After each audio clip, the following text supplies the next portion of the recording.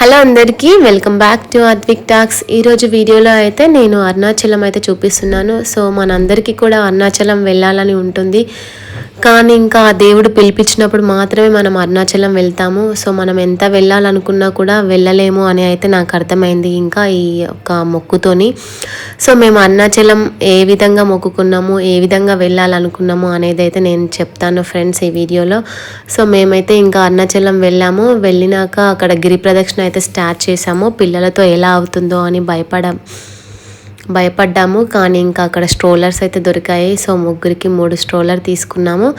So మేము ఇంకా 9:30కి అయితే స్టార్ట్ చేసాము. రాత్రి 9:30కి స్టార్ట్ చేసాము అరుణాచలంలో గిరి ప్రదక్షిణ. ఇక స్టార్ట్ చేసి ఇంకా అలా స్టార్ట్ చేస్తూ ఉండగా అక్కడ ఎవరైతే ఇలా భిక్షం అడుక్కుంటున్నారో వాళ్ళందరికీ కూడా మేము దానం చేస్తూ వెళ్ళాము. సో చాలా కాయిన్స్ అయితే తీసుకొని వెళ్ళాము ఫ్రెండ్స్. అరుణాచలం గిరి ప్రదక్షిణ చేస్తూ ఉండగా ఒక అతను వచ్చేస్తే మాకు ఆకలిస్తుంది, అన్నం పెట్టండి అని చెప్పేసి అడిగారు. సో తనని చూస్తే చాలా డిఫరెంట్గా అనిపించింది. ఆ శివయ్య దిగి వచ్చాడేమో అన్నట్టుగా అనిపించింది నాకైతే. ఒక్కసారిగా కళ్ళల్లో నీళ్లు తిరిగాయి అతని మాటలు వింటుంటే. సో మీరు కూడా ఒకసారి అతని మాటలు వినండి.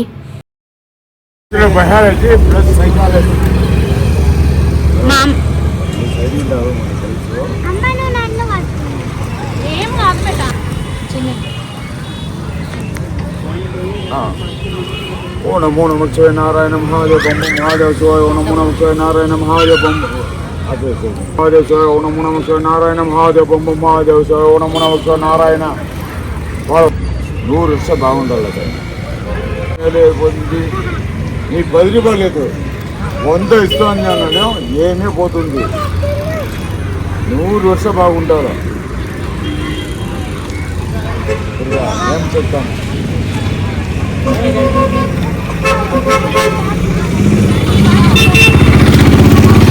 అంత మంచి ఫ్యామిలీ మనకు తెలుసు.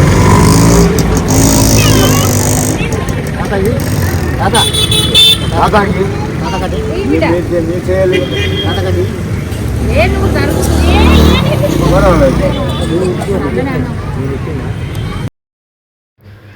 సో అతను వచ్చి అలా అడగగానే ఇంకా అక్కడ ఉన్న హోటల్కి వెళ్ళి ఫుడ్ అయితే తీసుకొని వచ్చారు మా హస్బెండ్. ఇంకా అక్కడ వైట్ రైస్ కూడా లేకుండే అంట. సో ఇంకా పులిహోర తీసుకొని వచ్చారు.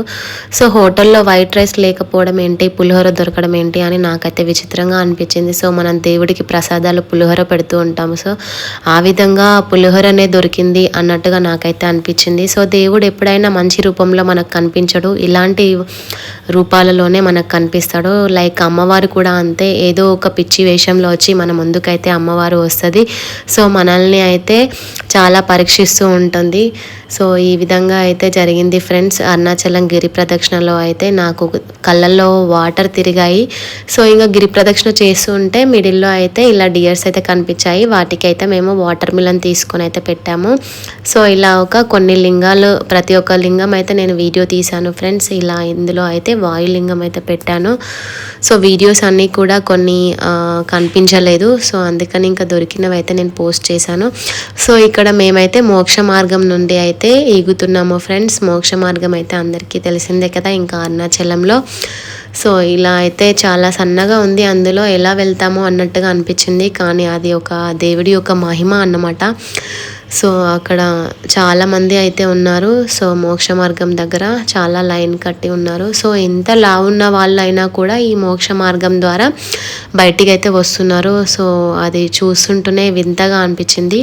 చూడడానికైతే కొంచెం చిన్నగా ఉంది, కానీ ఇంకా అందులో నుండి ఈగుత మాత్రం ఇలా ఊరికే వచ్చేసినట్టుగా వచ్చేసారు. సో అంతా కూడా ఆ దేవుని యొక్క మహిమ.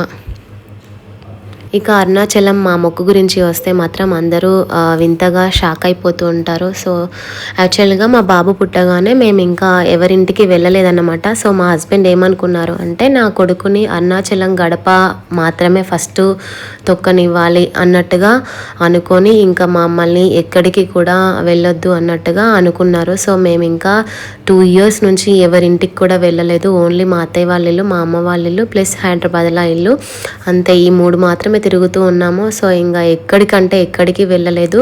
సో అలా మేము 1 ఇయర్ లోపు వెళ్ళాల్సిన అరుణాచలం కాస్త ఇంత లేట్ అయిపోయింది. సో దేవుని యొక్క పిలుపు ఉంటే మాత్రమే మనము వెళ్ళగలము అరుణాచలము అని మాత్రం తెలిసింది ఫ్రెండ్స్. సో దేవుని యొక్క పిలుపు లేకపోతే మనం ఎలా వెళ్తామో అసలు వెళ్ళలేము. సో మేము 2 ఇయర్స్ నుంచి ఇలా వెయిట్ చేస్తున్నాము అరుణాచలం వెళ్ళడం కోసము. సో ఎందుకంటే మేము ఎవరింటికి వెళ్ళకుండా ఉండడము చాలా ఇబ్బందిగా ఉంటుంది. సో అందుకని మేము ఫస్ట్ అరుణాచలం వెళ్ళి రావాలి అని అనుకున్నా కూడా అసలు మాకు ఎప్పుడు కూడా కుదరలేదు. అసలు ఎన్ని టైమ్స్ అనుకున్నా కూడా. సో లాస్ట్కి అయితే ఇంకా 2 ఇయర్స్ మాకు ఓపిక ఉందా లేదా అని చెప్పేసి దేవుడు పరీక్షించి ఫైనల్గా అయితే మాకు పిలుపు ఇచ్చాడు అరుణాచలంకి. సో ఇలా అయితే మేము అరుణాచలాన్ని అయితే దర్శించుకున్నాము ఫ్రెండ్స్. సో మేము మొక్కుకున్నది చిన్నదే కావచ్చు అని మీకు అనిపిస్తుంది, కానీ మేము ఎవరైతే ఇక్కడ వెయిట్ చేశామో ఎప్పుడెప్పుడు వెళ్ళాలా అని చెప్పేసి అనిపించిందో, సో ఇది మాత్రం మాకు మాత్రమే అర్థమవుతుంది. ఎందుకంటే మేము ఏ గడప కూడా తొక్కకుండా 2 ఇయర్స్ ఇలా వెయిట్ చేసాము. సో అరుణాచలం గడప కోసము.